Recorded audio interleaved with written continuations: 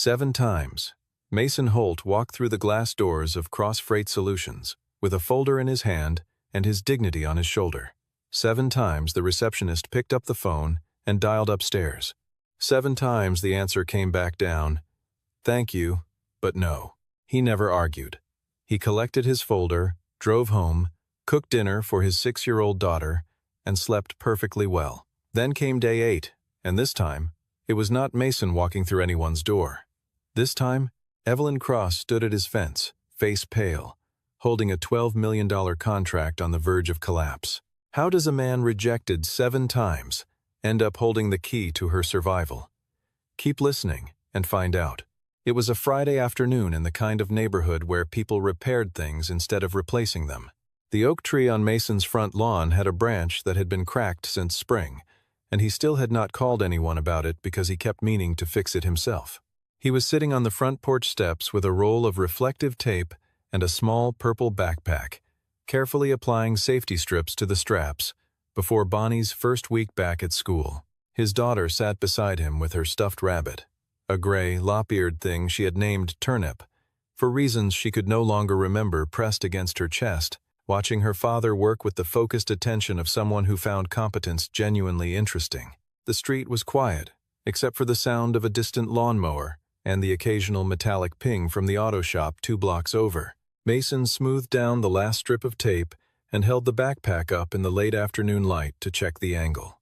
That was when the black Mercedes pulled up to the curb. It stopped with the quiet precision of a car driven by someone who was used to making entrances, and the woman who stepped out looked exactly like the photograph that had run in Midwest Business Quarterly the previous April. Charcoal blazer, dark slacks, hair pulled back at the nape of her neck. Evelyn Cross, Chief Executive Officer of Cross Freight Solutions, the 3rd largest regional freight company in the Midwest, a woman whose name appeared in industry columns, paired with words like relentless and exacting and formidable. She looked all of those things standing on the cracked sidewalk in front of Mason Holt's house. She also looked, underneath all of it, like someone who had not slept in 2 days. Bonnie studied the stranger with the same calm intensity she applied to most things she could not immediately explain, then leaned close to her father and said, in a voice that was not quite a whisper, that the lady looked the way her teacher looked, the morning she lost the whole class's spelling tests. Mason did not smile at that. He stood up slowly, set the backpack down on the step, and waited. Evelyn Cross walked to the fence and stopped. She had been rehearsing what she would say during the 40-minute drive from downtown, and somewhere around the interchange, every version of the speech had come apart. She was left with the plain fact of why she was here, which was the one thing she was least accustomed to saying aloud. She looked at the man standing on the other side of the fence.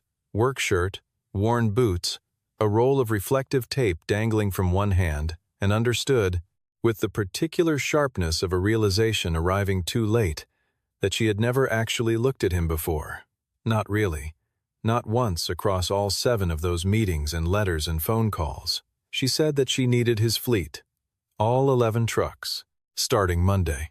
Mason held her gaze for 3 full seconds, long enough to let the weight of 7 rejections occupy the space between them without dramatizing it, and then he unlatched the gate and told her to come inside, that he would put coffee on, and that she could tell him exactly what was happening. To understand what Evelyn Cross was asking for, it is necessary to go back to the beginning. Not to the crisis, but to the first time Mason Holt had ever stood in the lobby of Cross Freight Solutions and believed, reasonably, that his paperwork was in order. That was 18 months before the Friday afternoon on his porch. He had just registered the 9th truck to his fleet, bringing Holt Logistics to the point where the company was legally equipped for commercial contracting. He prepared the application himself, double-checked every certification, and submitted it through the proper channels. The rejection came back within a week, handwritten in the notes field. Fleet size does not meet Cross Freight's minimum threshold. He called to ask what the minimum threshold was. The person who answered the phone could not tell him. There was no published threshold anywhere on the company's website or in any of its contractor documentation. He noted this, filed it in a small spiral notebook he kept in the cab of his truck, and began preparing the second application. 14 months before the Friday, he resubmitted with a full commercial insurance certificate. a clean driver record portfolio for every operator on his roster, and updated safety compliance documentation. The rejection that time cited a lack of cold chain transport experience. Holt Logistics did not specialize in refrigerated freight, but more relevantly, neither did the primary contracts Cross Freight handled at the time. Giselle Park, Evelyn's executive assistant, would later recall pulling that rejection letter from the outbox and pausing over it, trying to understand the logic, then deciding it was not her place to question. 11 months out, Mason completed a cold chain operations certification and had temperature monitoring equipment installed on the entire fleet. The rejection that time was about insufficient commercial credit history. 9 months out, he arrived with 3 years of financial statements and 2 signed commercial contracts with regional shippers. Evelyn Cross met with him directly that day, 5 minutes in the small glass conference room off the second-floor lobby. She looked at his file. She looked at him, the frayed collar, the work-rough hands, the boots that had clearly been resoled at least once. She told him she would review the application and let him know. A week later, the email arrived.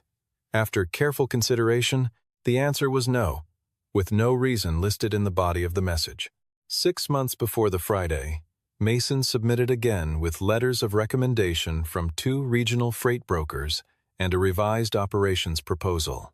The rejection came back the same day. Cross Freight was implementing a new policy prioritizing partners with fleets of 15 units or more. That policy did not appear on the company's website because it did not exist as a formal policy. It existed only in the reason field of Mason Holt's 6th rejection letter. 3 months out, he had expanded to 11 trucks. He resubmitted.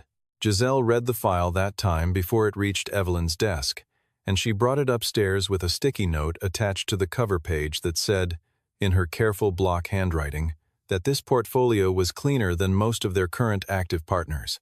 Evelyn had peeled the note off, set it to the side, and signed the rejection. 6 weeks before the Friday, Mason drove to the Cross Freight building without an appointment and stood in the main lobby for 2.5 hours. Evelyn walked through on her way to a meeting, and their eyes met for approximately 3 seconds before she continued to the elevator. That evening, a form letter arrived in his inbox. Cross Freight was not accepting new contractor applications during the current quarter. What Evelyn Cross did not know, what she had not known across any of those 7 encounters, was the full professional history of the man she kept turning away. Mason Holt had spent 12 years at Meridian Logistics before he ever bought his first truck. He had started there as a route analyst fresh out of the University of Iowa, worked his way through operations management, and by his mid-30s had been appointed Director of Operations for the entire Midwest Division. He had overseen a fleet of 430 vehicles across 9 states, negotiated supply chain agreements worth hundreds of millions of dollars, and built the routing architecture that gave Meridian a competitive advantage that none of its regional rivals had been able to close for nearly a decade. He knew the freight industry from the inside out, from the manifests to the board meetings, and he had left it voluntarily. He left because his wife was gone and his daughter was 3 years old, and she needed to grow up somewhere with a backyard and a grandmother who remembered her mother's name. Claire had grown up in Millhaven. Her family was still there. He moved into the house with the cracked oak branch and the chain-link fence, bought his first truck with the last of his severance, and started over in the smallest way he knew how. His friend Isaac Rhodes had known him since college. Isaac ran a truck stop diner 12 miles east of town and had watched Mason rebuild his life one vehicle at a time, never mentioning Meridian to anyone unless Mason brought it up first. Isaac understood what Mason had traded away and why, and he respected the trade completely, without ever making it a subject of sentiment or mourning, which was one of the reasons Mason kept coming back. He kept the coffee hot and the corner booth open, and when Mason came in after a long night run, looking like he needed to think out loud, Isaac poured and listened and did not offer opinions unless he was asked for one. The house on Crestfield Lane was the right size for 2 people who were learning to navigate each other's routines. Mason kept it neat with the disciplined minimalism of someone who had once managed 400 vehicle logistics networks and understood that entropy compounds if you let it run. He fixed things himself, the back fence latch, the kitchen faucet, the cracked oak branch that finally came down in July, and which he had cut and stacked into firewood over a single low bookshelf in the living room, and she had a small cedar box her grandparents had given her that contained a pressed flower and a handwritten note and a photograph of Claire at about Bonnie's current age, looking, according to everyone who had ever seen both of them, startlingly similar. She had her father's face whenever he looked at the framed photo on the kitchen wall, that particular stillness, not grief exactly, more like the afterimage of something that had once filled the room with a specific quality of light, and whose absence you only noticed in the way the room felt different at certain hours of the day. She had turnip, who had been Claire's idea, ordered from a mail catalog 2 weeks before the accident. Bonnie did not know what her father had been before Millhaven. She only knew that when he read a contract, he read it very fast and then set it down and said it was fine. She had once asked him whether fine meant good or not good. He had said it meant he was thinking about it, and that thinking was different from worrying, which was an important distinction she should remember. What Mason had been thinking about for 6 months, the real reason he had kept filing applications with Cross Freight, despite every rejection, was a specific contract that had not yet been signed when he walked through those glass doors the first time. He had known Retail Core was going to open a Midwest distribution bid in the 4th quarter.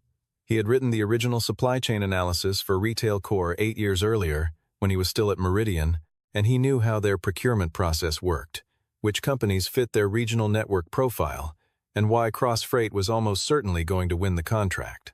He also knew that Evelyn Cross's current routing structure had a load distribution flaw in the northern corridor that would not matter in low-volume months, but would create a bottleneck under the kind of sustained pressure a 90-day holiday deployment would generate. He had filed those 7 applications not because he was desperate for any work Cross Freight had to offer, but because he wanted to be a credentialed, vetted partner before the contract landed, so that when the flaw became a crisis, he would already be at the table, legally eligible to help, with a track record Cross Freight could verify. He had not planned on the rejections going that deep, but he had kept filing because the logic had not changed. Cross Freight Solutions had won the Retail Core contract 6 weeks before the Friday, $12 million, 87 delivery points across the Midwest. The first major deadline fell 90 days out, in the first week of November, when the full holiday inventory push needed to be in place. Evelyn had signed the agreement herself. In the same week, she signed Mason Holt's 7th rejection letter, and she had done it with the quiet confidence of someone who had built a company from the edge of insolvency to regional prominence through nothing but discipline and precision. She had earned that confidence. The problem was not the contract. The problem was Carter Baines. Carter Baines had been a member of Cross Freight's board of directors since before Evelyn inherited the company, appointed by her father in the years when the old man had still believed in having adversaries close enough to watch. Baines had never accepted Evelyn as a legitimate leader. He had spent 7 years waiting for her to make a mistake large enough to bring to a board vote. When patience failed him, he manufactured one. On the Wednesday of the crisis week, Cross Freight's primary operating fleet of 22 trucks went on sudden strike over a labor dispute with the Regional Drivers Union. The timing was not coincidental. Baines had a relationship with the union leadership that predated his board seat, and the strike had been coordinated to land at the precise moment when Cross Freight was most exposed 8 weeks into a $12 million deployment, too deep to exit the contract and too short-handed to fulfill it. Evelyn had spent Wednesday and Thursday calling every backup freight partner in the regional directory. The market was saturated. The weeks before Thanksgiving were the single most capacity-constrained period on the freight calendar, and every operation with available trucks had already committed them elsewhere. Her operations director had run the numbers 3 times. They could fulfill approximately 60% of the Retail Core schedule with internal resources, scraping together borrowed capacity from smaller affiliates. 60% was not enough. 60% was a material breach. A material breach on a $12 million contract, with document-based communications in the board file, showing Evelyn had hired outside the standard partner roster, would be exactly the ammunition Carter Baines needed to call for a vote. Giselle had been the one to say Mason's name. She had pulled the 6th application from the archive drawer, the one with her sticky note still folded inside, and set it on Evelyn's desk without a word. Evelyn stared at the folder for a long moment. Then she asked, in a voice that was quieter than her usual register, why she had rejected it. Giselle did not answer immediately. When she did, she said, carefully, that she was not certain any of the 7 stated reasons had been the real one.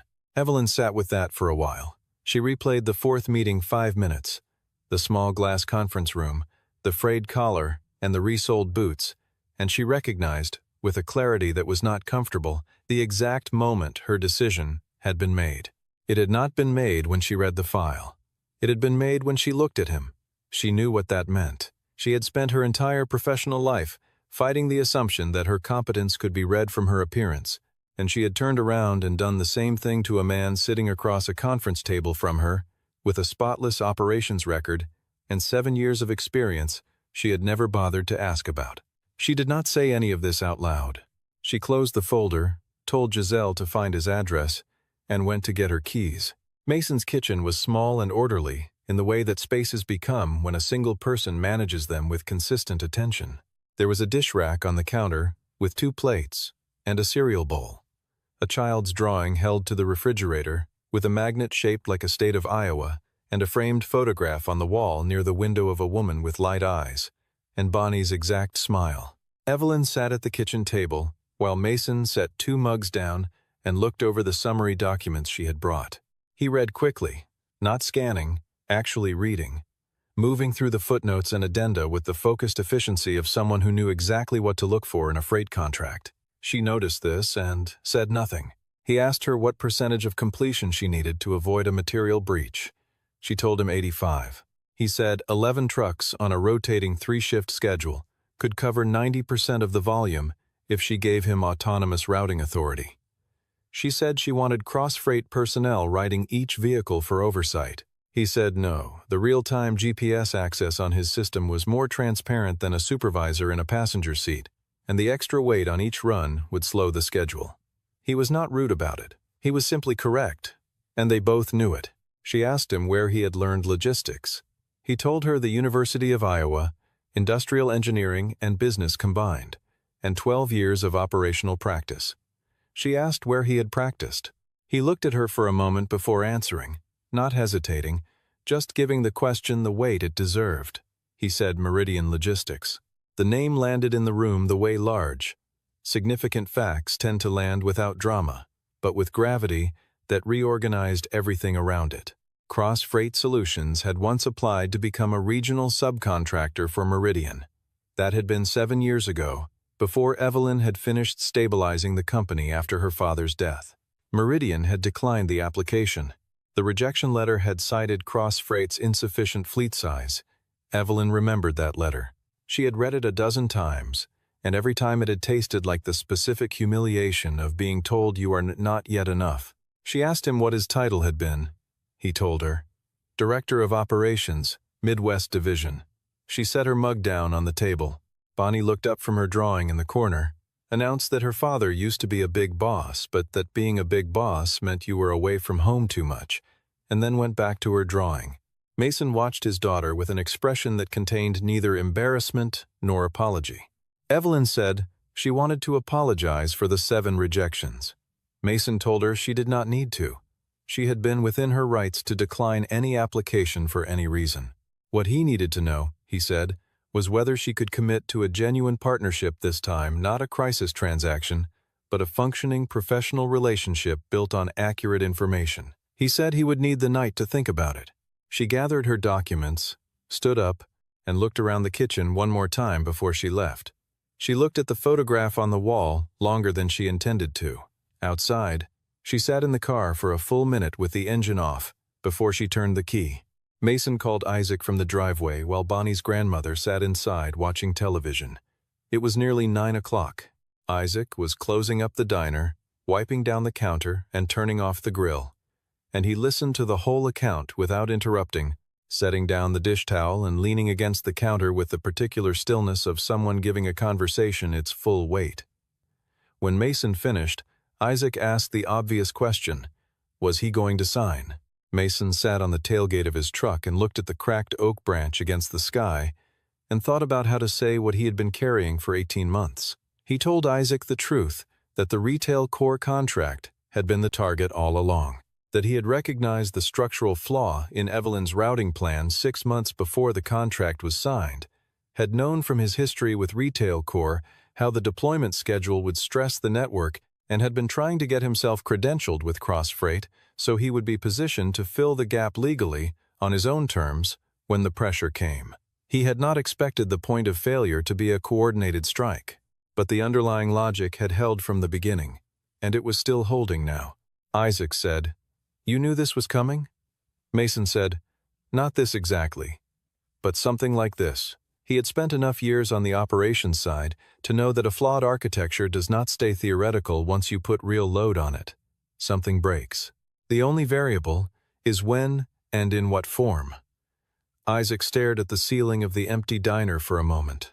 Then he asked whether Mason had ever actually been angry about the 7 rejections. Not in the way you say you are not, but genuinely. Mason looked at the branch again. He said yes, in the way you feel it briefly, and then set it down, because carrying it around costs fuel you need for something else. He said he had sat on the other side of that table before. He had signed rejections on good applications for reasons that were more about the impression someone made walking into a room than about the numbers on the page. He knew what that looked like from both sides of the desk, and he was not going to spend energy being bitter about a thing he had done himself. He decided to sign. But not on Evelyn's terms, on his. He went inside, sat at the small desk in the corner of the living room, and wrote 3 pages of supplemental conditions in longhand, the way he had drafted operational addenda at Meridian, when he wanted to think through every clause without the distraction of a screen. The key terms were these: autonomous routing authority on all assigned runs, weekly payment against completed deliveries rather than net 30, and a formal provision requiring CrossFreight to evaluate Holt Logistics for a long-term partnership agreement with equal standing terms if completion exceeded 85%. He did not ask for a guarantee. He asked for an honest evaluation. He checked on Bonnie before he went to bed, stood in the doorway of her room listening to her breathe, then went to sleep. The first week moved fast. Mason gave Giselle real-time access to the fleet tracking system on Monday morning, walked her through the dashboard in a 10-minute phone call, and was behind the wheel of the first run before 7. He drove the northern corridor himself that day, not because any of his other drivers could not have done it, but because he needed to verify road conditions, weight restrictions, and access points at the delivery sites personally before he put anyone else on the route. He noted 3 intersections where the map routing was technically correct but practically inefficient, 2 loading docks that had significantly different procedures than their posted instructions, and 1 stretch of county road that was showing surface deterioration that would slow a loaded truck by approximately 15 minutes per pass. He added all of it to the route file before he got home. On the 3rd day, he identified 2 locations in the delivery manifest where the route planning had missed practical constraints: 1 bridge with posted weight limits that disqualified full-load trucks, and 1 urban delivery zone where commercial vehicles over a certain length were restricted during business hours. He put together a brief report with 2 alternative routing solutions for each location, with timing estimates and fuel calculations for both options, and sent it to Giselle before noon. She forwarded it to Evelyn with a single line: "He found what our team missed in 6 weeks of preparation." Evelyn read the report twice, then pulled up the fleet tracking dashboard and watched the position indicators for all 11 trucks for a while, saying nothing to anyone in the office, which Giselle had learned over 4 years of working for her meant that she was revising something she had thought she already understood. She drove out to the 17th delivery point on the 8th day. She had told herself it was an operational check, the kind of oversight a CEO exercised on a critical contract. She parked down the street and watched from a distance. Mason was standing beside the truck talking with the receiving manager, going over the manifest, making a small note on his clipboard. There was nothing remarkable about what she was watching. It was exactly what a professional freight operator looked like, doing his job well. The unremarkable quality of it was, somehow, the part she could not stop thinking about on the drive back. On the 12th day, Carter Baines made his move on the fleet. He had identified 2 of Mason's drivers through a mutual contact in the regional freight network and arranged to have them approached with offers, signing bonuses, and higher base rates, contingent on leaving Holt Logistics immediately. It was a precise disruption. Losing 2 drivers mid-contract would force Mason to compress his schedule, create cascade delays on the northern and central corridors, and give Baines exactly the performance failure he needed to document for the board. One of the drivers told the recruiter no before the conversation was finished.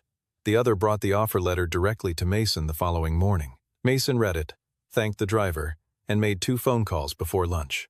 The calls went to people he had not spoken to in 3 years, former colleagues from Meridian who had relocated to the region and were running independent routes. Both of them recognized his number when it came up on their screens. Both of them said yes before he finished the sentence. On the 15th day, Mason met Evelyn at Isaac's diner with a 2-week progress report. He had formatted it himself, a 4-page document that tracked completion rates by corridor, flagged 2 recurring access delays at specific delivery sites, and included a projection model for the final 2 weeks that assumed a conservative weather margin. Evelyn read through it at the corner booth, while Isaac refilled her coffee without asking. She said it was the most detailed mid-contract report she had received from any partner in 7 years of running the company. She asked again where he had learned to write operational documentation like this. He reminded her that she already had that answer. She looked up from the page. He was watching her with the particular patience of someone who had long since stopped needing to prove anything, and she found, unexpectedly, that she could not hold his gaze without feeling the specific discomfort of someone who has been wrong about something important for a long time. On the 29th day, Giselle called Evelyn while she was driving. Carter Baines had filed for an emergency board session. The formal complaint alleged that Evelyn had contracted operational responsibility on a flagship deployment to an unvetted outside party in violation of the company's partnership governance clause, a clause Baines had quietly pushed through an amendment process 18 months ago, written broadly enough to be used exactly this way. The board session was scheduled for day 32, the same day as the first major retail core delivery deadline. It was not a coincidence. The logic was straightforward. If the deadline was met, Baines would argue that outsourcing critical operations was still a governance violation. If the deadline was missed, the breach would speak for itself. Either way, he had constructed a path to a no-confidence vote. Evelyn sat in the parking lot of a gas station and read the email from the company's general counsel and felt, for the first time in a long time, genuinely uncertain what to do next. Mason called her at 11 that night. He knew about the board meeting. He had known since the day his driver brought him the recruitment offer letter, and he had spent 2 weeks deciding whether and when to raise it. He told her that he had audio of Carter Baines's representative approaching his driver with an explicit request to abandon the contract mid-run, a direct and documented act of sabotage against an active cross-freight operation. He could make it available to her tonight. Evelyn asked why he had waited. He said he had not wanted to introduce it into the situation until the contract was finished, so that no one, not the board, not Baines, not anyone could suggest he had used it as leverage to protect his own position. He wanted to complete the work first. Whatever came after that was separate. She was quiet on the phone for a moment. Then she said she understood. He sent the files to Giselle's secure inbox at 11:15 and went to check the weather forecast for the northern corridor. The forecast was wrong. The system that was supposed to track southeast through Ohio turned northwest instead, and by midnight on day 31, there was snow coming down hard across the top quarter of Mason's remaining route. 14 delivery points. 2 trucks already running late from an afternoon delay at a warehouse loading dock. Mason adjusted the schedule from the cab of truck 11, calling each driver in sequence, redistributing stops, recalculating arrival windows, while the wipers worked against the accumulation on the windshield. Isaac stayed on the phone with him for 2 hours, reading updated weather conditions from the radar site on his laptop at the diner counter. The routes held. They bent and compressed and were rerouted twice, but they held. Bonnie called at 9 in the evening to ask if he would be home in time to read to her. He looked at the odometer, at the route remaining, at the weather moving steadily east away from his last 4 stops. He told her to keep Turnip awake for him. The final delivery of the first retail core phase was completed at 11:47 at night on day 31, 13 minutes before the contractual midnight threshold. The completion rate across the entire phase was 93.2%, 8 points above the breach threshold, 4 above what Evelyn had asked for when she stood at his fence on a Friday afternoon. Mason sat in the parking lot of the last delivery site for a few minutes before starting the drive home. He called Giselle, gave her the final numbers, and asked her to relay them to Evelyn. Giselle said Evelyn had been waiting. Mason said she knew now, and ended the call. He got home at 1 in the morning. Bonnie was asleep with Turnip tucked under her arm and the bedside lamp still on, which meant she had been reading to herself until she could not keep her eyes open. He turned the lamp off, stood in the doorway for a moment, and then went to the kitchen and sat down at the desk. At 10 in the morning on day 32, Evelyn Cross walked into the Cross Freight boardroom and took the chair at the head of the table. Carter Baines had arranged the room to feel like a proceeding, with printed documents at each seat and a projector loaded with a slide that said governance and accountability at the top. He began his presentation with the confidence of a man who had spent 3 years building a trap and was now watching someone walk into it. Evelyn let him finish. Then she stood up and first, the completion data from the Retail Core Phase 1 deployment, 93.2%. No material breach, the $12 million contract, intact and on track. Second, the audio recording and the written recruitment offer, with a clear chain of documentation, establishing that a board member had deliberately attempted to compromise an active company contract for personal strategic advantage.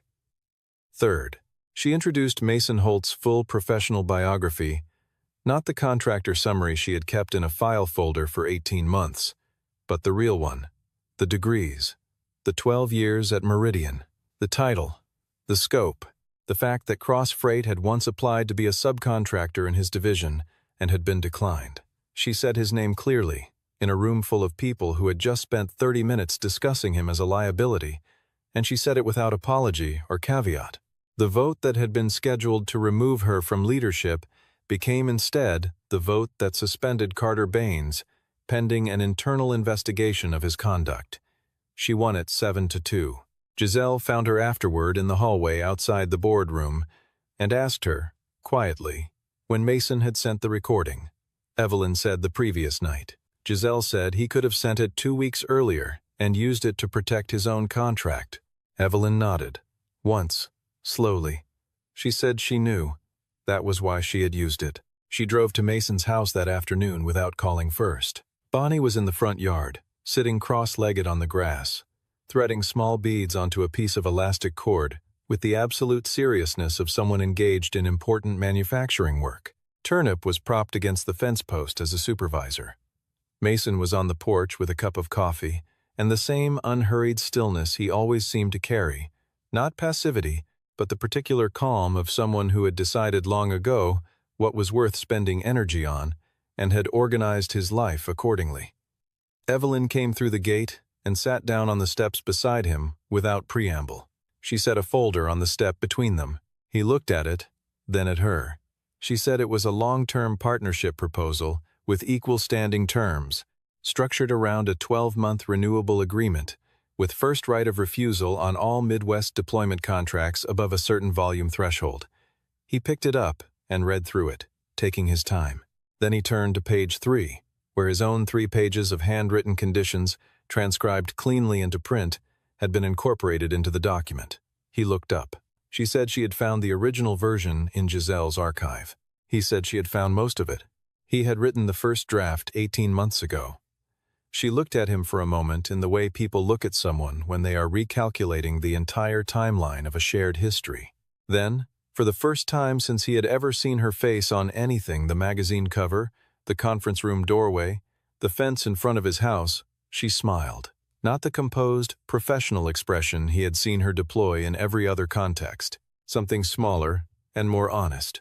The kind of smile that meant she had understood something finally, and was not going to pretend she had understood it sooner. Bonnie held up the bracelet she had been assembling and announced that it was finished, and then asked if the lady was staying for dinner, because her father was making spaghetti, and his spaghetti was genuinely very good. 3 months later, Holt Logistics ran 16 trucks.